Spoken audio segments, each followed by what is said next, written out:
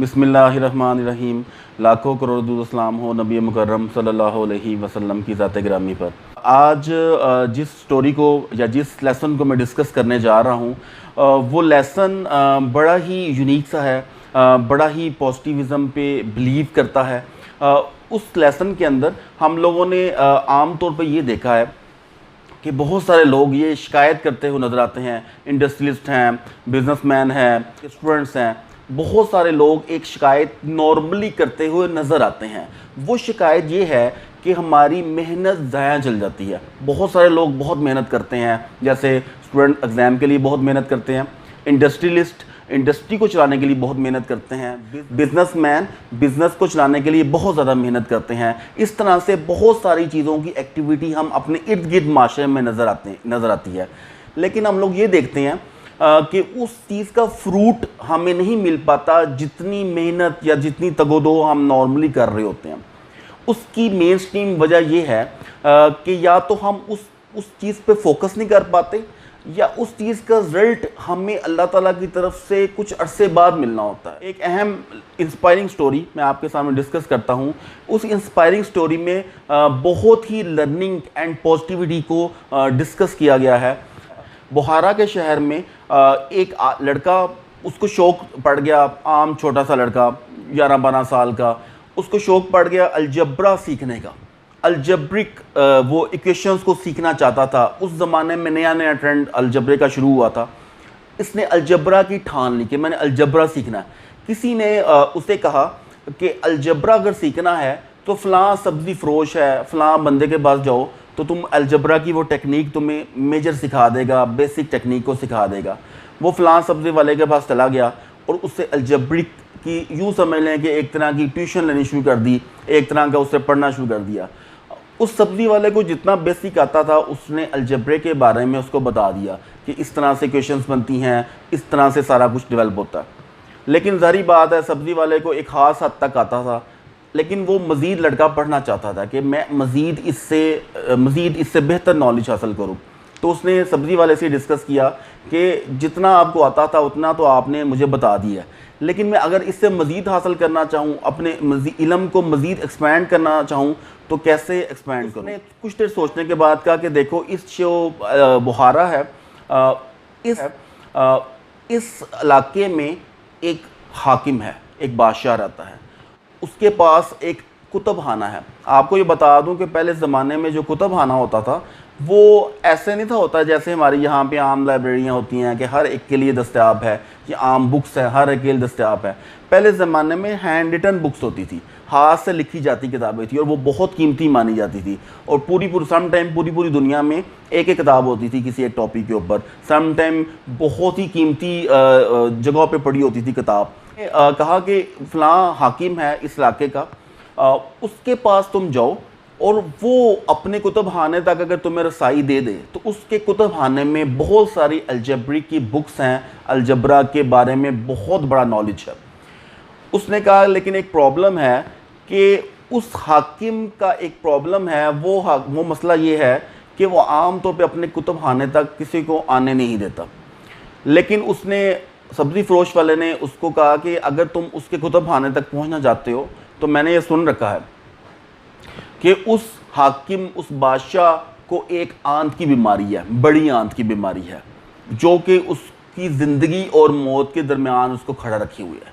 यानी वो ज़िंदगी और मौत के दरमियान है इस वक्त अपनी बड़ी आंत की वजह से। अगर तुम उसका इलाज कर दो तो वो शायद तुम्हें कुतुबखाने तक जाने देगा। खैर कुछ वक्त गुजरता है, वो लड़का कुछ सोचता है और वो तिब की क्लास लेना शुरू कर देता है। किसी हकीम के पास तिब का नॉलेज लेना शुरू कर देता है, तिब सीखना शुरू कर देता है आस्ता आस्ता। अब वो बड़ी आंत का इलाज ढूंढना शुरू करता है कि बड़ी आंत का इलाज मैं किस तरह से करूं और बड़ी आंत की मसले को मैं किस तरह ठीक करूं। वो तिब के अंदर भी बहुत ज़्यादा महारत हासिल कर लेता है। आखिरकार वो एक ऐसी दवाई को डेवलप करने में कामयाब हो जाता है जो कि तिब के मसले में वो बहुत एक्सपर्टीज़ हासिल कर लेता है, बहुत माहिराना सोच पैदा कर लेता है और बड़ी आंत की एक यूनिक दवाई, एक यूनिक मेडिसिन को निकालने में कामयाब हो जाता है। वो बादशाह के पास जाने से पहले उस दवाई को मुख्तलिफ़ लोगों पर टेस्ट करता है ताकि ये देखा जा सके कि आया ये दवाई जो मैंने बनाई है कितनी सक्सेसफुल है। उसने मुख्तलिफ लोगों पे ये टेस्ट किया। जब वो मुख्तलिफ लोगों में टेस्ट करने में कामयाब हुआ और वो उसकी दवाई की वजह से मुख्तलिफ लोग बड़ी आंत की बीमारी से जान छुड़वाने में कामयाब हो गए, यानी वो सेहतमंद हो गए। तो वो इस खुशी में बादशाह के पास गया, कहा कि मैं आपका इलाज कर सकता हूँ, मैं आपकी बड़ी आंत का जो है इलाज बआसानी कर सकता हूँ। मैंने तिब में बड़ी महारत हासिल की है और मैंने सुन रखा है कि आपको बड़ी आंत की बीमारी है और इसका इलाज मेरे पास है और वो उसकी दवाई ये है। बादशाह जो है वो बड़ा हैरान होता है कि ये छोटे से बच्चे ने दवाई को कैसे डेवलप किया है। बादशाह भी उस दवाई का इस्तेमाल करता है। बादशाह दवाई का जब इस्तेमाल करता है तो कुछ ही दिनों बाद बादशाह बिल्कुल ठीक हो जाता है। अब बादशाह उस लड़के को बुलाता है और उसको कहता है कि बताओ तुम्हारी ख्वाहिश क्या है, इस दवाई का तुम्हें मैं क्या इनाम दूँ।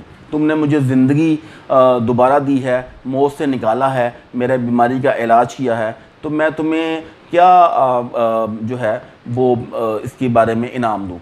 वो लड़का कहता है कि मुझे इनाम यही चाहिए कि मुझे आपके कुतुब खाने तक रसाई चाहिए, मैं आपके कुतुब खाने तक रसाई हासिल करना चाहता हूँ। वो बादशाह सोचता है कि ये कुतुब खाने तक क्यों रसाई हासिल करना चाहता है, लेकिन बहरहाल वो बादशाह चूँकि उसको इनकार नहीं कर पाता और बादशाह कहता ठीक है तुम कुतुब खाने तक जाओ। लेकिन उसने 3 शर्तें रखता है बादशाह। नंबर 1 शर्त ये रखता है बादशाह कि तुम लाइब्रेरी का इस्तेमाल सिर्फ़ और सिर्फ 1 साल तक कर सकते हो, 1 साल से ज़्यादा तुम्हें इस लाइब्रेरी को इस्तेमाल करने की इजाज़त नहीं है। सेकंड, बादशाह कहता है कि तुम्हें जो है इस कुतुब खाने की किसी किताब के नोट्स बनाने की इजाज़त नहीं होगी। 2 शर्तें, यानी तुम इसकी कोई कॉपी नहीं बना सकते, इसका कोई नोट नहीं बना सकते। और तीसरी बात यह है कि उस किताबों को तुम कहीं पर लेकर नहीं जा सकते, यानी कहीं से मुँह इधर इस कुतुबखाने से निकाल नहीं सकते, अपने घर नहीं लेके जा सकते, तुम्हें यहाँ पर ही बैठ के सारा नॉलेज हासिल करना पड़ेगा। वो लड़का तीनों बातों को एक्सेप्ट कर लेता और 1 साल तक वो लाइब्रेरी के अंदर ही रहता है। सिर्फ खाना खाने या वॉशरूम वगैरह के लिए जाता है बाहर, बाकी वो लाइब्रेरी के अंदर ही 1 साल तक रहता है और पूरा वो ज़हीरा जो इल्म है कुतुब खाने के अंदर वो हासिल करना शुरू कर देता है। अब उस लड़के ने एक कमाल कर दिया 1 साल में। उसने किया ये कि पूरे 1 साल के अंदर उस लाइब्रेरी के अंदर जितने भी इल्म की किताबें थी उस सब को हिफ्ज़ कर लिया। इतना वो ज़हीन बच्चा था, यानी 16-17 साल उस वक़्त नॉर्मली उम्र होगी, तो उसने 16-17 साल की उम्र के अंदर सारी की सारी बुक्स को हिफ्ज़ कर लिया। जब वो 1 साल बाद बाहर आया तो बादशाह ने उसे वैसे ही जाते हुए पूछा कि तुमने जो हासिल करना था कर लिया। बादशाह ने उसका थोड़ा सा टेस्ट लिया तो बादशाह को लगा कि इसने तो सारी किताबें हिफ्ज़ कर ली हैं, इसने तो सारा मंबा इल्म हासिल कर लिया अंदर से। खैर बादशाह को उस पर बड़ा गुस्सा आता है, वो उसको जेल में भेज देता है। और आप फिर कुछ टाइम गुजरता है, बादशाह मज़ीद बीमार होता है, मज़ीद उसको बीमारियाँ मुख्तलिफ़ किस्म की और लग जाती हैं, वो बूढ़ा भी हो जाता है, तो वो अपनी बीमारी से लड़ता लड़ता मर जाता। जो उसका बेटा आता है आगे, वो थोड़ा सा नालायक होता है। वो कहता है ये अंदर मेरे बाप ने किसको जेल में रखा हुआ है, ये अजीब सा बंदा है, इसको निकाल के बुहारा से दूसरे शहर में भेज देता है। वो लड़का बुहारा से निकल के बगदाद चल जाता है। जब वो बगदाद जाता है लड़का बुहारा से निकल के, तो वहाँ पे जाके मज़ीद पढ़ना शुरू कर देता है। यानी 16-17 साल के लड़के ने सारी किताबें भी हिफ्ज़ कर ली और बगदाद जाके आगे मज़ीद पढ़ना शुरू कर दिया। यानी इल्म की उसने इतनी कदर की है। वो उस लड़के ने बगदाद गया और फिर मिस्र गया। उस वक़्त 2 ही इल्म के शहर होते थे दुनिया में, 2 ही सेंटर होते थे, बगदाद और मिस्र। खैर बहरहाल वो कुछ अर्सा बगदाद रहा, कुछ अर्सा मिस्र रहा, ज़िंदगी उसने गुजारी और उसने इस ज़िंदगी गुजारने के दौरान 550 किताबें लिखी। जब 550 किताबें उसने लिख ली तो वो इस दुनिया से फोत हो गया, चला गया। वक्त मज़ीद गुजरा। आपको पता होना चाहिए कि जब बादशाह एक दूसरे मुल्कों पे हमला करते थे तो उनकी जो सबसे कीमती चीज़ें होती थी उनमें एक चीज़ें किताबें भी होती थी। तो वो किताबें जो है वो जब उन्होंने किसी बादशाह ने बुहारा पे हमला किया, तो मिस्र पे हमला किया, बगदाद पे हमला किया, तो वो लड़के की उनको 550 किताबें मिली और वो भी उसको दूसरे शहर में अपने इलाके में ले गए। बादशाह जो फातेह बादशाह था उसको दूसरे शहर में ले गए। खैर बहरहाल उन्होंने उसका तर्जुमा करवाया। तर्जुमा करवाने के दौरान उनको ये पता चला कि जिसने ये किताबें लिखी हैं वो कोई बहुत ही ज़हीन आदमी था, बहुत ही फ़तीन आदमी था। तर्जुमा करवाया गया, तर्जुमा हुआ, लोगों ने पढ़ा, लोगों ने सीखा कि ये तो इल्म का ख़जाना था ये आदमी जो यहाँ से जो इस दुनिया से चला गया, बेनाम ही चला गया, यानी उसका कोई नाम नहीं था। और ये बात मैं कह रहा हूँ कि 1500 सदी में उसने किताबें लिखी इस लड़के ने, 1500 सदी से पहले। और उसका जो लोगों को पता चला तर्जुमा होने का वो 1700 में बचल रहा है, यानी 200 साल बाद लोगों को उस लड़के का पता चला कि जिसने 550 किताबें लिखी। मुख्तलिफ लोगों ने उसके बारे में कमेंट्स पास किए कि इसने मेडिकल साइंस, जदीद मेडिकल साइंस की बुनियाद रख दी है। इसने बताया है इन किताबों में कि हर बीमारी का इलाज जो कि इस दुनिया में लोगों को दरपेश है उसका इलाज कैसे किया जा सकता है, कामयाबी से उस चीज़ का इलाज कैसे किया जा सकता है। लोग बड़ा हैरान होते हैं कि इतना बड़ा जहन और बेनाम ही मर गया। आज हम उस शख्स को जानते हैं, उस शख्स का नाम था अबू अली सीना। अबू अली सीना वो शख्स था जिसने अपनी सारी ज़िंदगी इल्म के लिए मेहनत की, जिसने अपनी सारी ज़िंदगी किताबों के लिए सर्फ किया, लेकिन एंड पे बेनाम मर गया। लेकिन मैं फिर कहूँगा मेहनत ज़ाया नहीं जाती। अल्लाह ताला ने उसकी मेहनत को 200 साल बाद, उसके मरने के 200 साल बाद लोगों के सामने लेकर आया। और आज हम सारे जानते हैं, जो तिब से वाकिफ़ हैं, जो अलजब्रिक से वाकिफ़ हैं, अबू अली सीना के नाम से कौन नहीं वाकिफ़। तो इसलिए हमें अपनी मेहनत का दायरा कार नहीं छोड़ना चाहिए। ये स्टोरी सुनाने का मकसद ही ये था कि हम अपनी मेहनत को ना छोड़ें, मेहनत को हमेशा अल्लाह के भरोसे से जारी रखें, वो नाकामी कितनी ही क्यों ना बड़ी हो।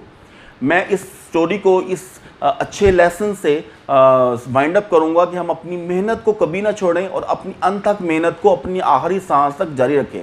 कामयाबी अल्लाह ताला के पास है, अल्लाह ताला ने इसको कामयाबी देनी है। इस दुआ के साथ मैं अपनी बात को ख़त्म करूँगा। हस्बी अल्लाहु ला इलाहा इल्ला हु अलैहि तवक्कलतु व हुवा रब्बुल अर्शिल अज़ीम।